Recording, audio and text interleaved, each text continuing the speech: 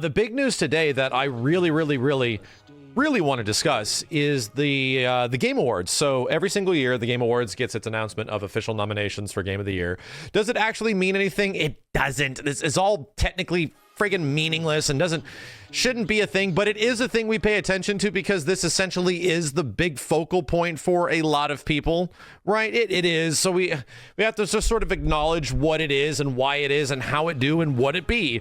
Although, what are we all excited for from the Game Awards? It's the trailers, man. It's the fact that it's world premiere after world premiere after world premiere. So this year at the Game Awards, they announced, and they have a category for Best Fighting Game of the Year. And they announced their Best Fighting Game nominations. Let's go take a look at it.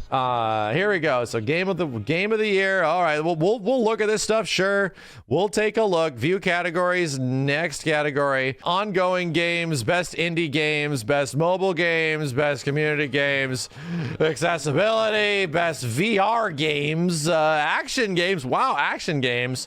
And then action adventure games, even a different category for that. Wow.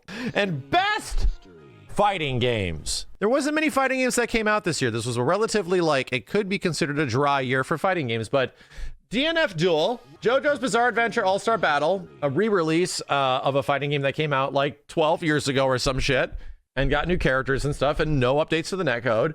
KOF 15, right, which is probably one of all the hardcore fighting games in here, right? KOF 15 probably has the biggest impact on FGC type stuff. Multiverses sort of, slam jam, thank you ma'am, into the free-to-play space, right? Definitely expected. And what the holy dumb shit? Excuse me? What the holy dumb shit? What? Right? It doesn't even say fighting game. It just says best fighting. For the best game designed primarily around head-to-head combat. This game has no two-player. Head-to-head combat, there is no two-player. There's no multiplayer. Sifu is a single-player brawler action game. Gran Turismo, I guess, is also a fighting game now. Is that what's going on? Monster Hunter is now a fighting game as well, apparently. Hey, guess what's also a fighting game? Madden. Yeah, Madden is also a fighting game. There is head-to-head combat in Madden. You have to juke and jive when you really wanna. All WWE games are also fighting games as well. That's definitely true. Mega Man games, also technically fighting games at this point. What the holy shit? I had a little tirade on Twitter about this earlier. I don't know if it's a hot take, right? So I want to have a conversation about this. I don't know if it is a hot take that Sifu be considered a fighting game, because I guess it's close, right? I guess if you're looking at the surface level and you're analyzing each one of these titles, you're yeah, fighting game, you're fighting people. Yeah, fighting game, you're fighting people, fighting people, fighting people, fighting people. Yeah, sure, whatever. Just do it.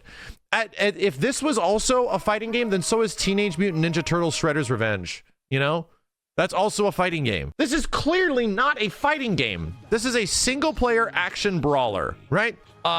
We have our best shooter category, right? Category for best shooting game. And the winner is Ikaruga.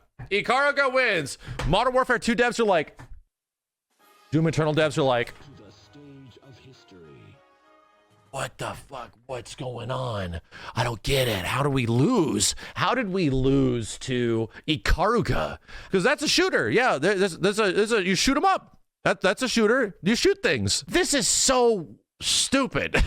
This is so goofy because Sifu is clearly not a fighting game. Here's my biggest gripe before we get into the big part of this conversation. Sifu shouldn't be here.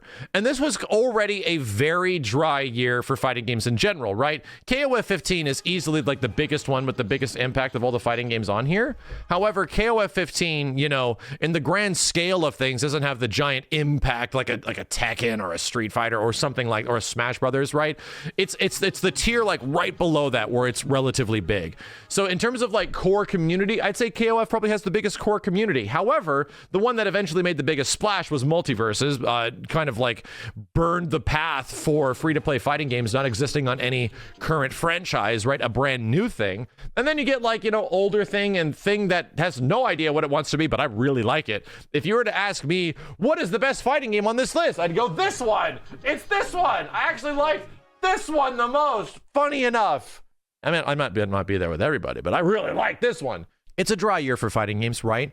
But why does Sifu get put here? Even if it was like down to indie games, because Sifu is also an indie game, to me, this comes across that somebody really likes Sifu, so they're going to put it in here. We're going to stick it into as many fucking categories. And do I think it deserves it? I think it does. Do I think it deserves this category? I do not think it does. It's in the wrong category. This game was fantastic. Easily one of the best indie games of the year. Absolutely probably consideration of best indie game of the year. If not best action game of the year, too. I think this goes next to games just like Bayonetta and stuff like that. What is the game that should be in here that would actually sit next to all of these titles, that actually is a fighting game that isn't the exact same definition of what a fighting game is? It's Rumbleverse. Rumbleverse is a fighting game battle royale. Everything about the game is a fighting game for the most part, except for the fact that you get third-partied, right? Almost everything is about ring outs, it's about KOs, it's about taking down your opponent's life, it's about using your abilities and moves against the other person, using mechanics and head-to-head combat, right? Like, Rumbleverse is just that. I'm legit confused. I'm also kind of confused why this game was a re-release game, right? This game was also a re-release with new content. However, there was another game that came out this year that was also a re-release with new content. Re-release with new content. I'm shocked. What the shit? Literal fighting game. Is it probably going to take it over other games like DNF Duel and Multiverses and KOF? No, but it's the same as this. This is a 10-plus-year-old game. This is full of like 20-plus-year-old games. There's really no difference. This is a collection with a whole bunch of games. This is the same fucking game that came out on PS3. What, really, like, you're talking about, oh, this one's too old. There's too many games on here. Oh, it's too old. What? The weird part about this list is that there's several other choices that could have taken the game that's clearly not a fighting game, but they just didn't. They chose not to. It gets, yeah, the more I've been thinking about this more and more and more, and the more fucked up it gets, the more I'm like, wait, what? This brings us to the other topic of conversation outside of just the Game Awards announcement that I'm currently seething about. The actual, because I've seen arguments in the other direction. I have seen arguments that, of course, Sifu's in there. It has fighting in it. It's a fighting game, you dumb bitch. Like, and here's the interesting part.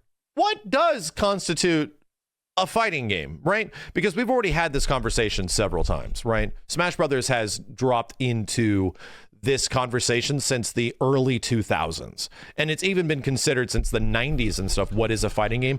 I remember having conversations with friends about Virtual On whether or not it is a fighting game or not. But now, yeah, it totally is. By modern day definitions and standards, that isn't just a fighting game, period. There are a lot of different subgenres to fighting games. There's 3D fighters, there's 2D fighters, there's arena fighters, right? There's platform fighters. There's a lot of stuff that sort of boil down. But there is one thing that ties them all together, in my opinion, that makes them fighting games. They are two players. They're not co-op.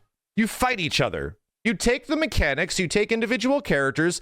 They are proper, at their core, they are PvP games. That is the point, right? A fighting game is supposed to be a PvP game. So to me, it's very weird that obviously the Sifu doesn't have any PvP in it at all. I was looking at, like, did I miss something? Like, I'm looking up articles, like, did something happen over the past year?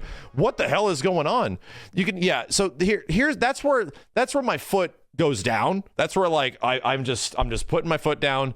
This is the point where, you know, I don't agree with you here. But I think there are caveats. You start to get to the point where it's like, well, is Fight Night, or all those UFC games, are wrestling games fighting games, right? Are they fighting games?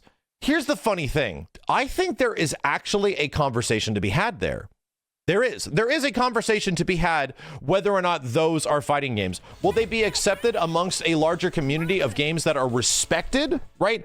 Are these the fighting games that are respected? Probably not, right? There's a much different thing between classification and also community perception of what a fighting game technically boils down to. Did people consider Def Jam Fight for New York a fighting game for many years? I would say probably not, just a great game. But nowadays, there's actually an active scene for it, and now, yeah, it's totally a fighting game. It mostly comes down to, like, how how does a community of people gather around these titles and support them for years to come, right? Do they actually have active scenes? And no kidding, an active scene for a game can suddenly make a game feel like, oh yeah, that's just a fighting game. It just is. There's a lot of interpretation here. And some people would be like, Elden Ring is now a fighting game as well. Yeah, I get it. And there is some argument to be had there. A big part of Elden Ring is PvP combat, right? I think there are several things in games like Elden Ring and the Souls series that are obviously fighting game-like, right?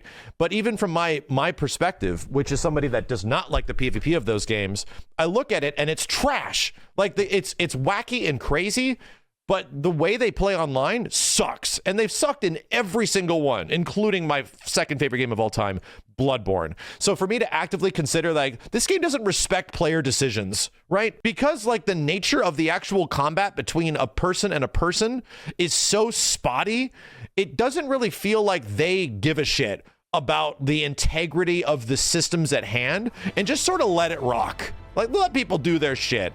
So that's why I don't really consider that a fighting game. This argument also boils down to the same exact thing we talk about constantly, are what makes a remaster, what makes a remake or a re-release, like between newer games. And there's a lot of different caveats that sort of are in between there. Some games call themselves remakes and they're not, you know. Some games will call themselves fighting games and they're not actually. Some games will call themselves like action brawlers and it's like, no, that's actually a platform fighter, you know.